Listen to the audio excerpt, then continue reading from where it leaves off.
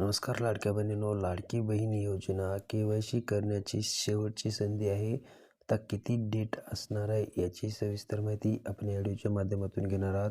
त्यासाठी व्हिडिओ शेवटपर्यंत पहा. आपल्या चॅनलवर पहिल्यांदा झाला असेल तर चॅनलला सबस्क्राईब करून ठेवा. अशाच नवनवीन अपडेट तुम्हाला भेटत जातील. चला तर मग व्हिडिओ सुरू करूया.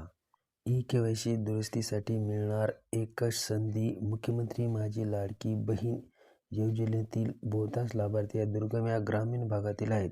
KYC प्रक्रिया करत असताना त्याच्याकडून काही चुका होणे स्वाभाविक आहे. या चुका दुरुस्त करण्याची संधी मिळावी अशा आशयाची अनेक निवेदने विभागास प्राप्त झाली आहेत.